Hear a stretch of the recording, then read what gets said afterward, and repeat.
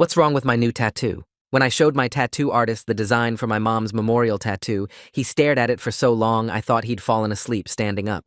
You sure about this? He finally said. Yeah, she drew it herself before she died. I said, okay. He responded in this defeated voice and proceeded to work in complete silence for the next 3 hours. When he finished, he wrapped it quickly without looking me in the eye.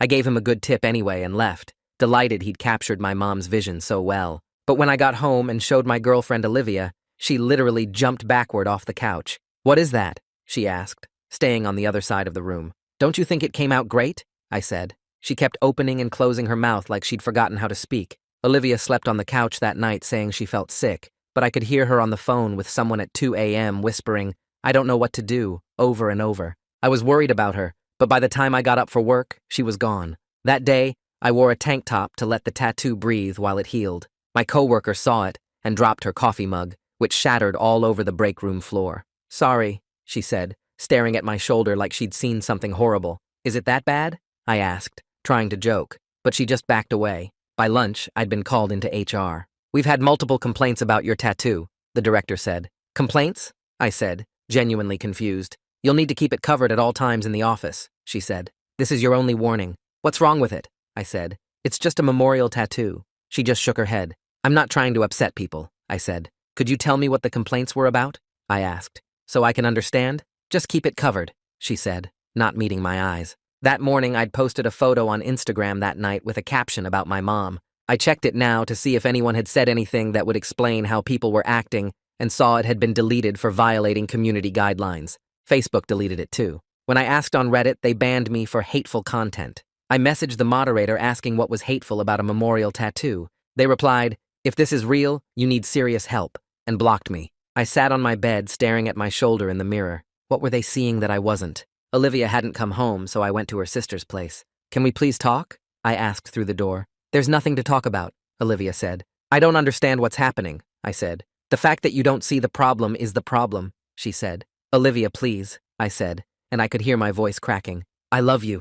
Tell me what's wrong. The door stayed closed. I wore long sleeves to work, but 3 days later, HR called me back and said I was being let go for cultural fit issues. Is this about the tattoo? I asked, feeling my chest tighten. We wish you the best. I stopped at the grocery store to get something cheap for dinner, and a woman saw my shoulder when my sleeve rode up and grabbed her kid, abandoning her full cart. The look on her face wasn't just disgust, it was fear. Ma'am, wait, I called after her. What do you see? She walked faster. That night, my best friend heard I lost my job and got me out of the house for a drink, but when I took off my jacket, he immediately stood up. Not you too, I said, and I felt tears starting. Come on, we've been friends since college. Your mom drew that? He asked. Yes, I said. She died 6 months ago. This was the last thing she drew. And you put it on your body permanently? What am I not seeing? I asked. Please, I'm begging you. You're my best friend. If you can't see it, then I can't help you, he said, and left. I went home and drank alone, staring at the tattoo until my eyes burned.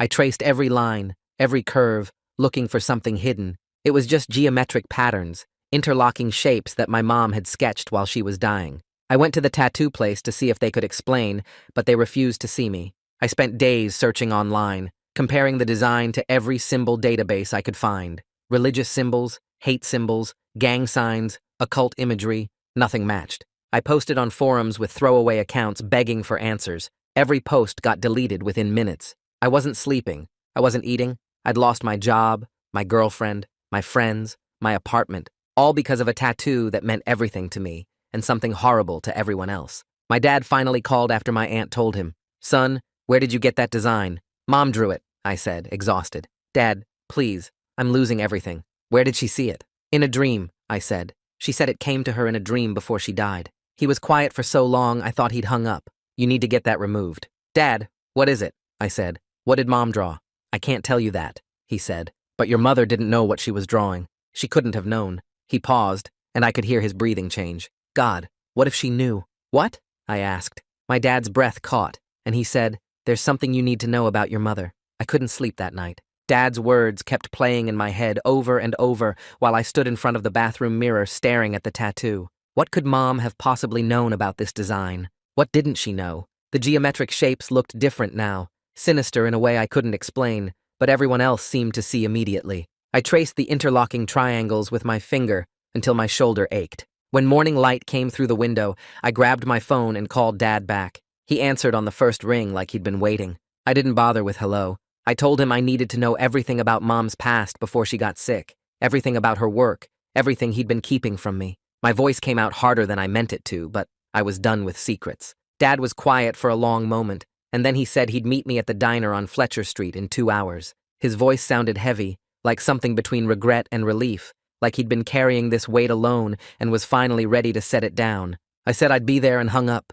2 hours felt like forever, so I opened my laptop and started searching. I typed Mom's full name and social services agency into the search bar. The results came back slowly. Old newspaper archives and agency reports from the late 90s. I found mentions of child welfare cases, something about recovered children and successful prosecutions. Mom's name appeared in several articles as a caseworker who provided testimony. I clicked through page after page, my stomach getting tighter with each new detail. One article mentioned a particularly difficult case involving multiple victims. Another referenced the trauma that social workers experienced from these investigations. I saved everything I found to a folder on my desktop. By the time I needed to leave for the diner, I had 20 documents open, and none of them explained the design on my shoulder. The diner was half empty when I arrived. Dad sat in a back booth, and he looked 10 years older than the last time I'd seen him. His hair seemed grayer, his shoulders slumped forward like he was trying to make himself smaller. He had a worn cardboard box on the table in front of him, the kind that holds old files or documents. I slid into the booth across from him and stared at the box. Dad's hands shook as he pushed it toward me across the sticky table. He said these were Mom's old work notebooks and personal sketches from before I was born. He'd kept them in storage all these years because Mom wanted them preserved but never looked at. His voice cracked when he said he should have gone through them after she died, should have checked what was inside before I got that tattoo. He opened the box and pulled out the first notebook. The pages were yellowed and the spiral binding was bent. He flipped it open to show me the margins filled with geometric doodles, small triangles connected to spirals, patterns that looked almost random until you saw how they repeated. I grabbed the notebook from him and started turning pages. The same shapes appeared everywhere, sometimes barely visible in corners of case notes, other times taking up entire sheets of paper. Interlocking triangles, spirals that curved inward, geometric patterns that made my skin crawl, now that I knew everyone else could see something in them I couldn't. I pulled out another notebook and found the same drawings, then another. Dozens of pages filled with these patterns, some drawn carefully with straight lines, others sketched quickly like Mom couldn't get them out of her head fast enough. Dad watched me go through the notebooks, and then he started talking. He said Mom began drawing these patterns after a really hard case involving recovered children. She told him the shapes helped her process the trauma, that drawing them over and over made the images in her head less powerful. She claimed they were just abstract designs that calmed her mind during the hardest period of her career. Dad said he never understood the drawings, but Mom insisted they meant nothing, just geometric patterns that helped her cope. His voice got quieter when he admitted he'd been carrying guilt about this for years. He should have pressed her harder about what those cases exposed her to, what she might have witnessed or heard about from the children she interviewed. He should have made her get real therapy, instead of just accepting that she was handling it on her own. But Mom was so strong, so determined to protect me from the darkness of her work. She never brought it home, never talked about the details. She just drew these patterns in her notebooks and told him everything was fine. I pulled out my phone while Dad was talking. My hands were shaking as I opened the browser and typed child exploitation symbols into the search bar. The results made my stomach turn.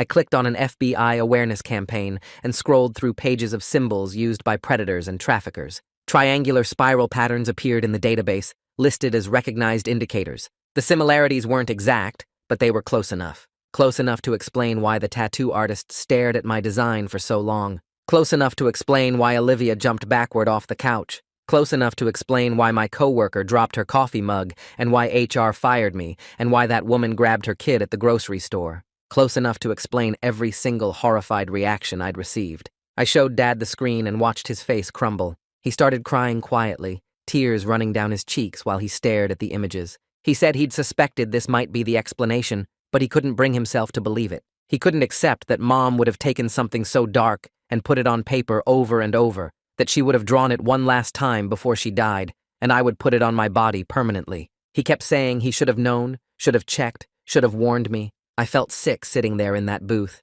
My memorial tattoo, the last thing Mom drew before cancer took her, was broadcasting association with the worst kind of harm a person could do. People weren't seeing a tribute to my mother. They were seeing a symbol connected to child exploitation, to trafficking, to monsters who hurt kids. No wonder everyone reacted with fear and disgust. No wonder social media platforms deleted my posts immediately. No wonder I'd lost everything. I stood up so fast the booth seat squeaked. Anger flooded through me, hot and overwhelming. I was angry at Dad for not warning me sooner, for keeping Mom's notebooks hidden away instead of going through them. I was angry at Mom for drawing this design without understanding what it meant, for processing her trauma in a way that created this nightmare for me. I was angry at myself for not researching the design before I walked into that tattoo shop, for being so desperate to honor her memory that I didn't think about what the shapes might mean to other people. Dad called after me as I grabbed the box of notebooks and headed for the door. He said my name 3 times, but I couldn't stay there. I needed space to process this,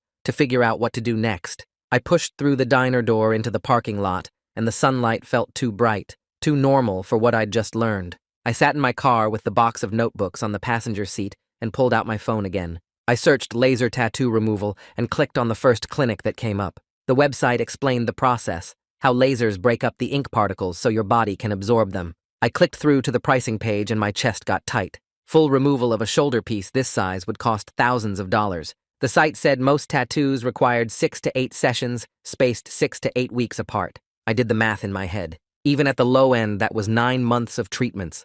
9 months of walking around with this symbol on my body while it slowly faded. 9 months of covering it up and avoiding people and living with the fear that someone would see it and think I was something I'm not. The financial reality hit me hard. I'd lost my job 3 days ago. I was staying in temporary housing and burning through what little savings I had. How was I supposed to afford thousands of dollars for laser removal when I couldn't even afford next month's rent? I searched for clinics in my area and found one called Advanced Dermatology with good reviews. They had a page specifically about tattoo removal, and the doctor's name was listed as Dr. Sophie Lauer. I clicked on the contact page and called the number before I could talk myself out of it. A receptionist answered, and I asked about consultations for laser tattoo removal. She said the next available appointment was in 3 days, Wednesday at 2 in the afternoon. I booked it and gave her my information. Her tone stayed professional the whole time, no judgment or questions about why I needed removal. I wondered if that would change when I showed up, and she saw what needed removing.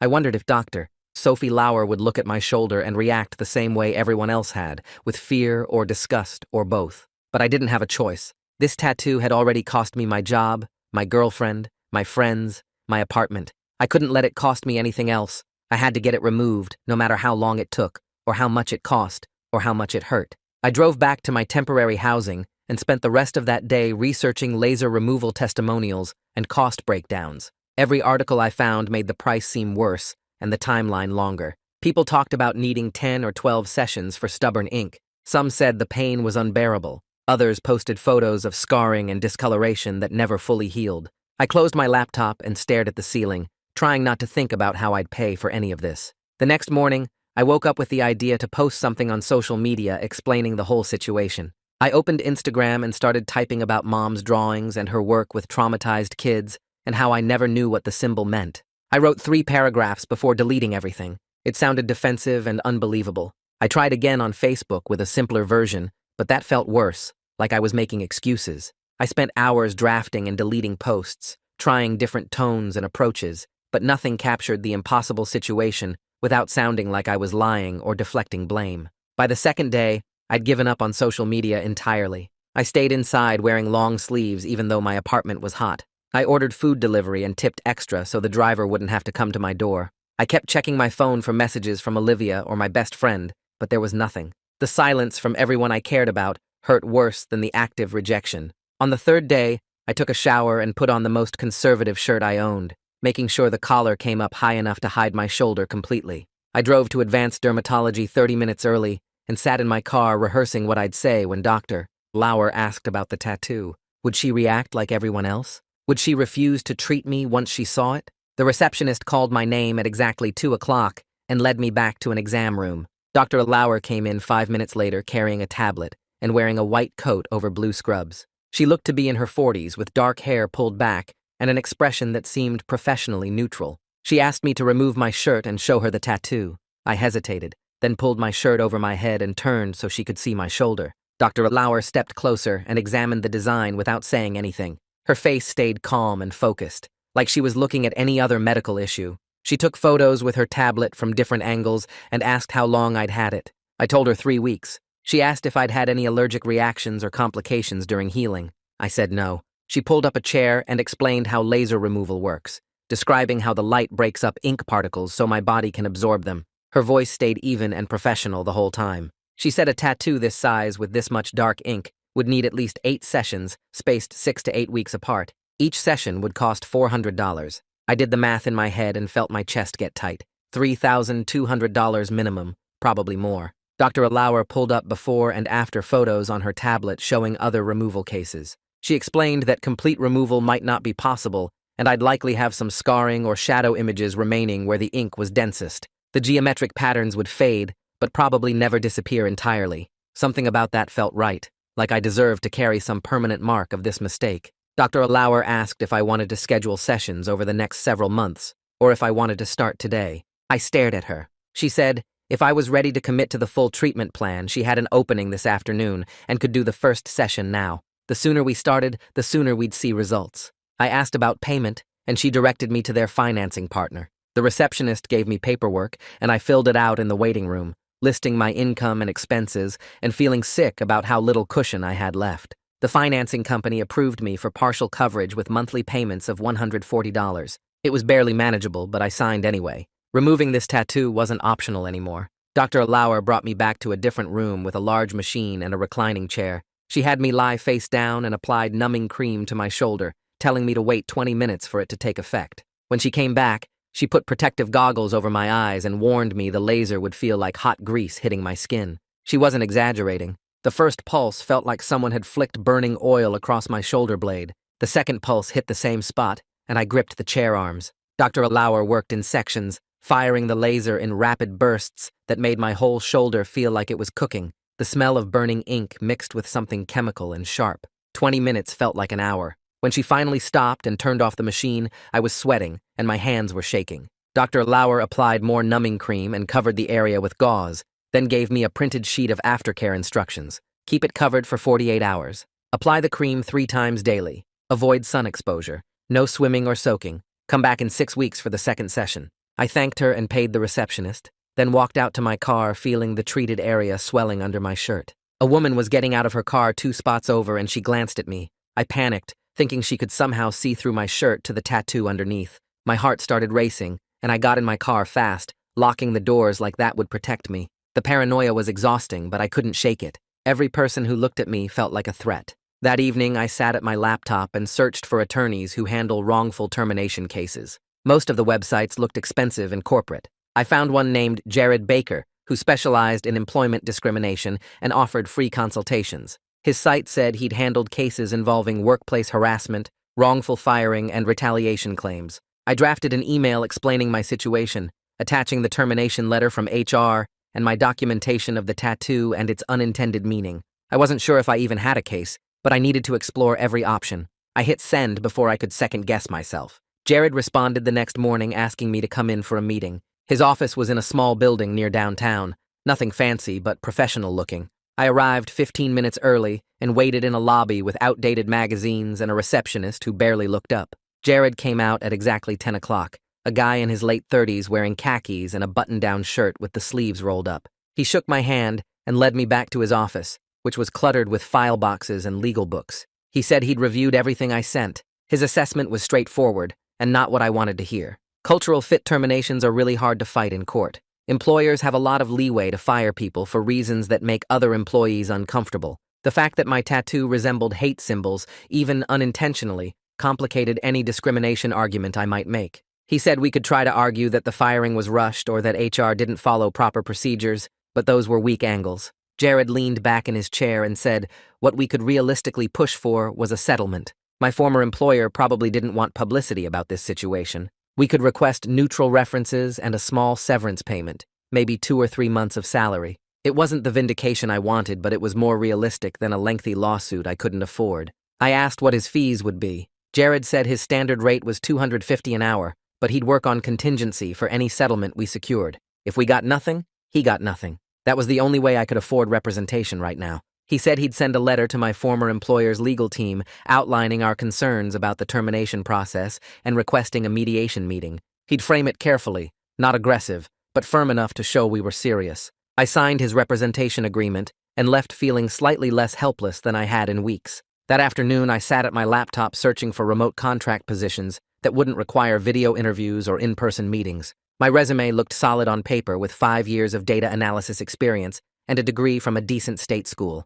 I opened a spreadsheet and started tracking applications, carefully writing cover letters that explained my interest in remote work without mentioning the real reason I needed to stay invisible. I applied to 3 positions that first day, then 5 more the next morning, focusing on companies that advertised fully distributed teams. The work was tedious, but it gave me something concrete to control when everything else felt like chaos. I checked my email obsessively for responses, refreshing the page every few minutes, even though I knew most companies took at least a week to review applications. 2 weeks later, I returned to the dermatology clinic for my second laser session. Dr. Lauer examined my shoulder under the bright exam light and pointed out areas where the ink had already started breaking up into smaller fragments.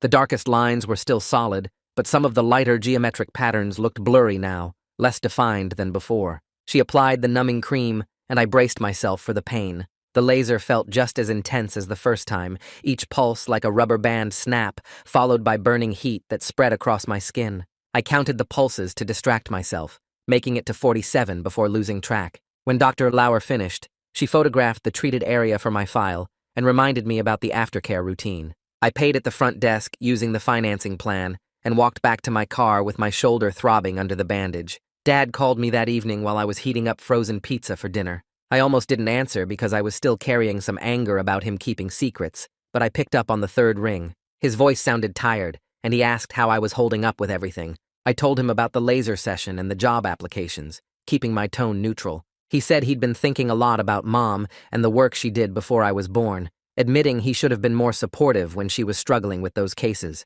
We talked for over an hour about the child welfare work and how it changed her, Dad filling in details I'd never known. He described how Mom would come home silent after particularly bad days, sitting in the dark living room for hours without turning on any lights. She'd stopped talking about her cases entirely after I was born, like she'd made a decision to compartmentalize that part of her life completely. Dad mentioned near the end of our call that Mom's old supervisor from the social services agency had recently retired. Her name was Nia Robinson, and she'd worked closely with Mom during those difficult years in the late 90s. Requested Reds is on Spotify now. Check out link in the description or comments. He sounded hesitant bringing it up, but said Nia might be willing to talk about that period if I wanted more context about what Mom experienced. I asked if he thought it would help, and he said honestly, he didn't know, but understanding Mom's work might give me a way to process why she drew those patterns. He gave me Nia's professional email address that he'd found on a retirement announcement and said I should mention his name when I reached out.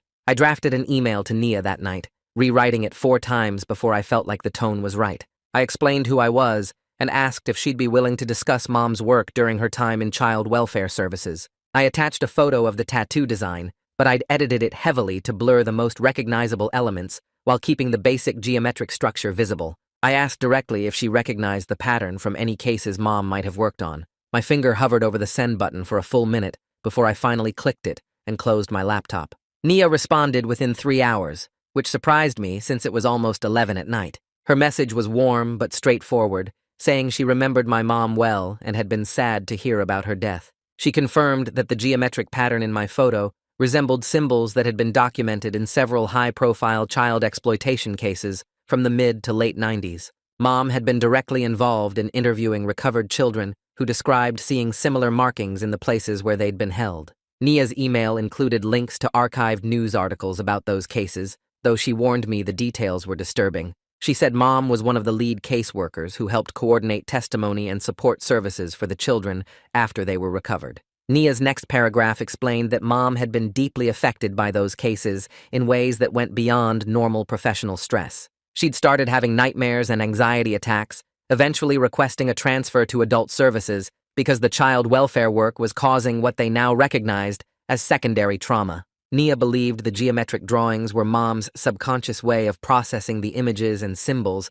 the children had described in their victim statements. The children had talked about seeing these patterns on walls, on documents, even tattooed on some of the adults involved. Mom had sat through hours of interviews hearing these descriptions over and over, and apparently the shapes had burned themselves into her memory. I read Nia's email 3 times, feeling something shift in my understanding. Mom hadn't drawn a hate symbol on purpose. She'd drawn something that represented the worst trauma she'd ever witnessed, something that had damaged her so badly she'd had to leave the work entirely. The tattoo wasn't about her values or beliefs. It was about her pain, about images she couldn't get out of her head even decades later. But that distinction didn't change anything about how the world saw the symbol or what it meant to people who recognized it. The intent didn't matter when the impact was the same. Nia ended her email by offering to speak with me by phone if I wanted more details about Mom's work and the cases she'd handled. She said she had the next evening free and could call me around 7 if that worked. She warned me that some of what she'd share might be difficult to hear,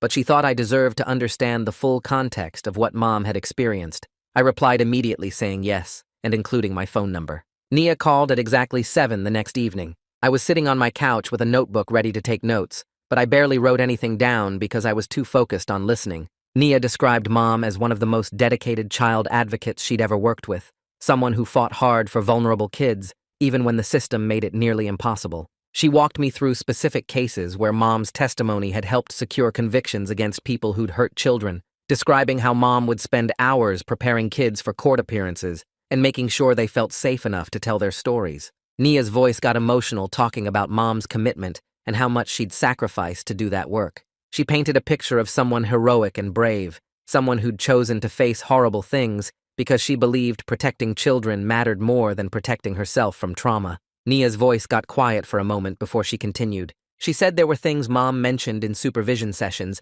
that made her wonder if Mom had personal experience with abuse, though Mom never said anything directly about it. The way Mom talked about certain cases and the specific details that seemed to affect her most suggested she might have recognized something from her own past. Nia was careful to say this was just her impression and she could be completely wrong, but the possibility had stayed with her over the years. I felt my chest tighten hearing this, because it added another layer to everything, making the tattoo feel like it carried trauma that went back further than I'd realized. After we hung up, I sat staring at my phone for a long time, trying to process the idea that Mom might have been drawing something connected to her own pain, not just the cases she worked. I called Nia back the next day and asked if she thought I should make some kind of public statement explaining where the tattoo came from, since people were assuming the worst about me, and I had no way to defend myself. She told me to think carefully about it because explanations could sometimes make things worse if they weren't handled right. People might not believe the story, or might think I was making excuses,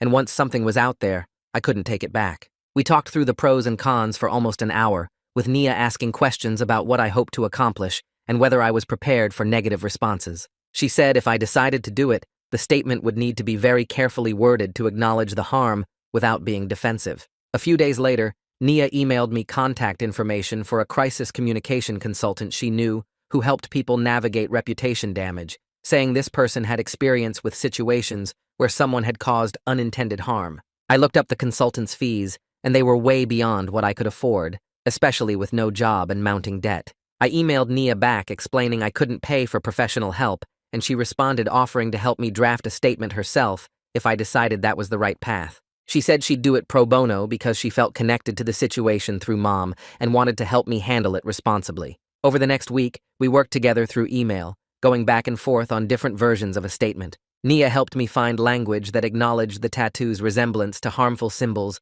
without making excuses, explained the unintentional origin through Mom's trauma work, and outlined the steps I was taking for removal. She pushed me to take more accountability than I initially wanted to, cutting phrases where I sounded like a victim and adding clearer statements about understanding why people reacted the way they did. The final version was 3 paragraphs that felt honest, without being defensive, and Nia said it struck the right tone. I posted the statement on my personal social media accounts with comments disabled, including a photo of Dr. Lauer's treatment schedule showing all my upcoming laser removal sessions. Within an hour, the post had been shared dozens of times, and the responses were all over the place. Some people said they appreciated the explanation and believed I hadn't meant harm, while others said the story sounded made up, or that I should have researched the design before getting it tattooed. A few people were hostile, saying intent didn't matter, and I should have known better regardless of the circumstances. I tried not to read too many of the responses because they were making me feel worse, but I kept checking anyway. The same day I posted the statement, Jared called to say my former employer's legal team had responded to his letter. They were offering mediation instead of fighting the termination, which Jared said suggested they knew their position wasn't great. He walked me through their preliminary offer, which included a modest severance payment and an agreement to provide neutral employment references going forward.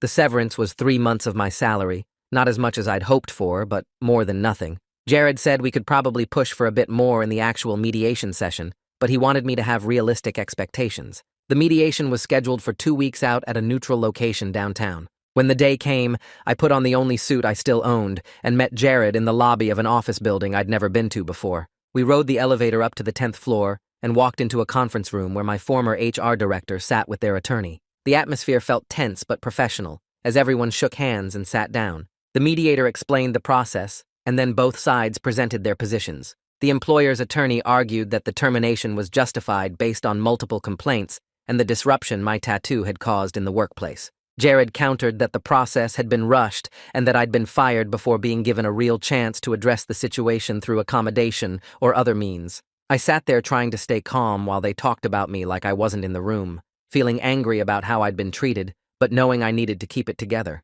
The HR director wouldn't look at me directly the whole time. After about 2 hours of back-and-forth negotiation, we reached a settlement.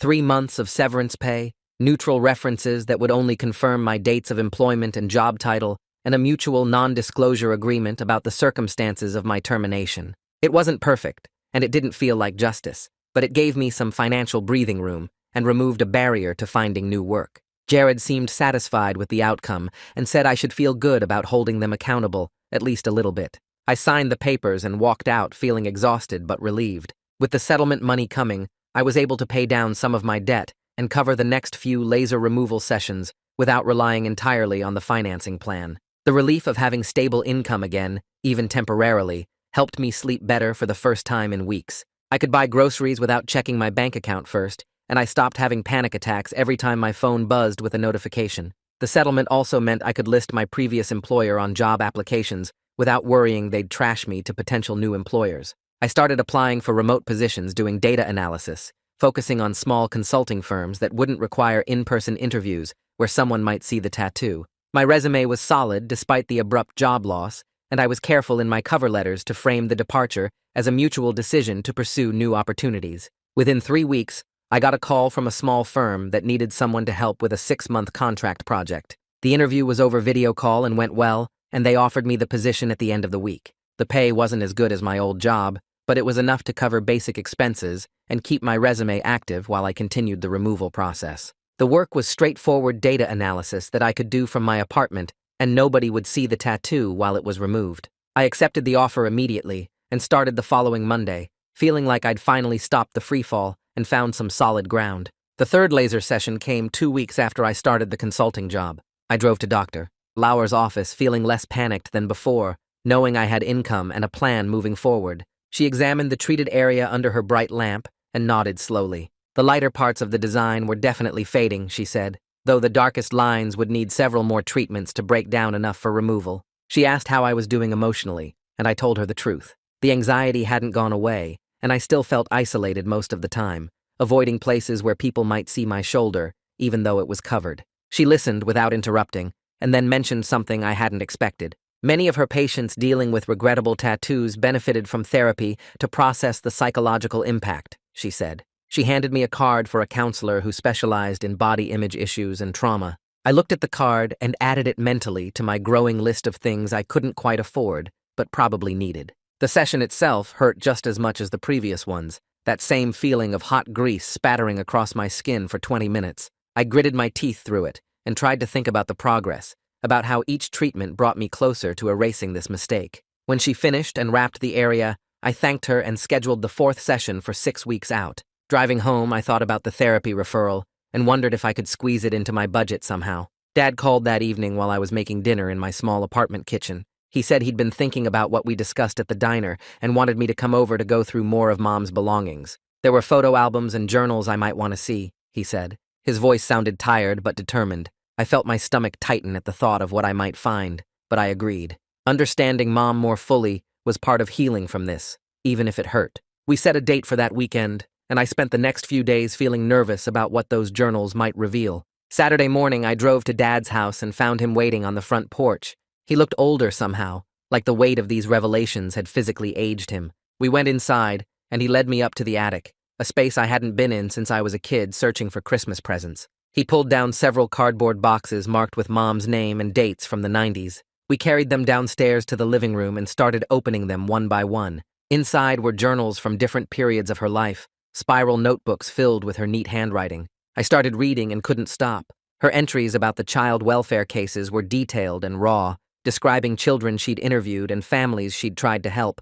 The writing revealed deep compassion mixed with rage at the systems that failed these kids over and over. I saw where my own sense of justice came from, that burning anger at unfairness that I'd always thought was just part of my personality. It came from her, from years of fighting battles she mostly lost. One journal entry from shortly before I was born stopped me cold. Mom wrote about her decision to leave child welfare work, explaining that she couldn't continue exposing herself to such darkness while trying to bring a child into the world. She wanted to be a mother who could focus on hope rather than horror, she wrote. She wanted to give me a childhood that wasn't shadowed by the things she'd seen. I read that passage 3 times, tears blurring the words. Dad was reading another journal across from me, and when I showed him that entry, he started crying too. We sat there together grieving not just Mom's death, but the weight she'd carried silently for so many years. He admitted he knew she struggled, but never pushed her to talk about the specifics, respecting her need to compartmentalize her work life. Now he wondered if that had been the right choice,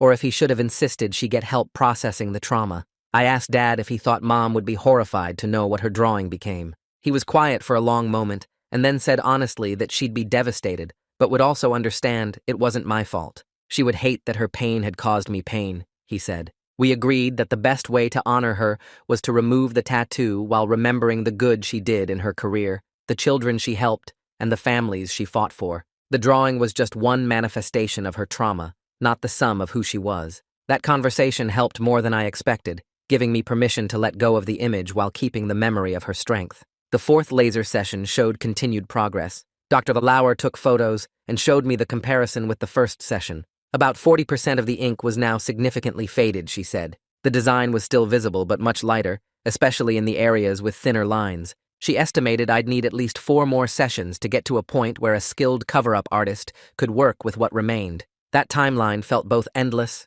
and manageable.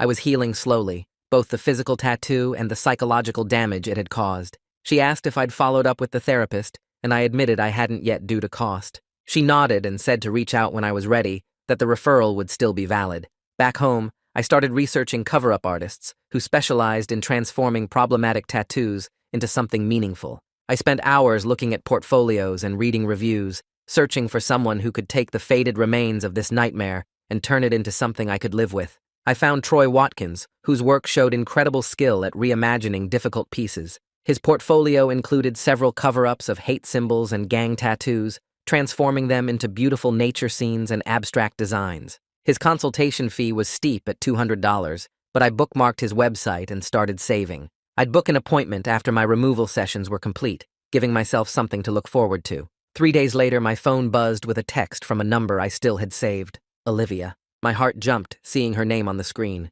She said she'd seen my public statement and wanted me to know she didn't think I was a bad person. She was clear that she wasn't ready to reconnect, but wanted to offer that small piece of closure. I read the message 5 times, feeling a mix of relief and sadness. It meant more than she probably realized, knowing she didn't hate me even if she couldn't be with me. I typed out a response thanking her and moved forward with my day, carrying that tiny bit of forgiveness like a fragile gift. I opened my phone and typed out a response to Olivia, keeping it short and honest.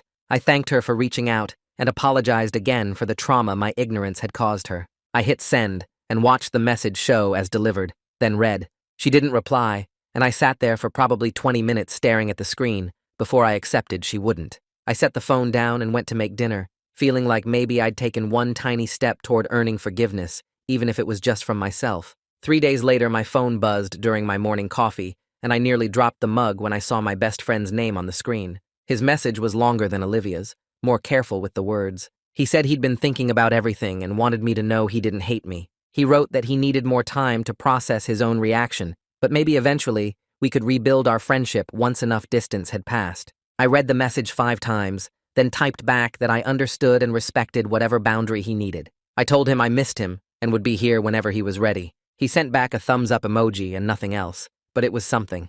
The remote contract work had been going well for about 6 weeks when my supervisor scheduled a video call to discuss my performance. I assumed it was routine feedback, but she opened by saying the company wanted to offer me a permanent position. The role came with full benefits including health insurance, a modest salary bump from my contract rate, and the same remote flexibility I'd been enjoying. She explained that the company culture was professional and location independent, which meant my physical appearance wouldn't be a daily concern for anyone. I accepted on the spot and felt this surge of relief wash through my whole body. Having stable income again meant I could budget for the remaining laser sessions without constantly juggling payments. It meant I could actually afford therapy eventually, instead of just carrying the referral card around in my wallet. I started believing I might actually pull myself out of this hole and build something stable again. 2 days after accepting the job offer, Nia called to check on my progress with the removal treatments. I updated her on the settlement with my former employer and the new permanent position, and she sounded genuinely pleased.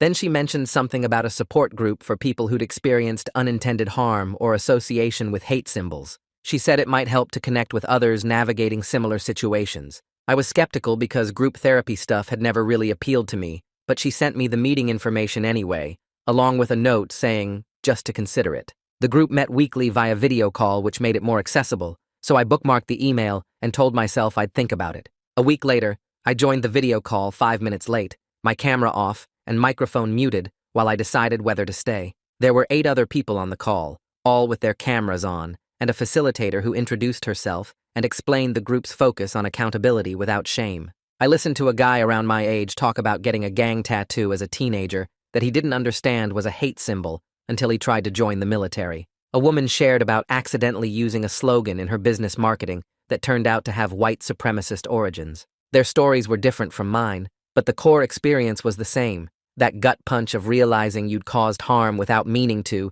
and then having to own it anyway. The facilitator emphasized that intent doesn't erase impact, but accountability and changed behavior matter more than performative guilt. I unmuted myself near the end and briefly shared my situation, and several people nodded like they understood. After the call ended, I sat there feeling lighter somehow, like maybe I wasn't completely alone in this specific kind of nightmare. The 5th laser session fell on a Tuesday morning, and Dr. Lauer had me arrive early so she could take detailed before and after photos. She pulled up the images on her computer screen and showed me the comparison with my first session. The difference was dramatic. She estimated about 60% of the ink was now significantly faded, especially in the areas with thinner lines. The tattoo had become this ghost of what it was, still visible if you looked closely, but no longer immediately recognizable as the symbol that had destroyed my life. She said this marked the halfway point in my treatment plan, and we'd need at least 3 or 4 more sessions to get to a point where a skilled cover-up artist could work with what remained.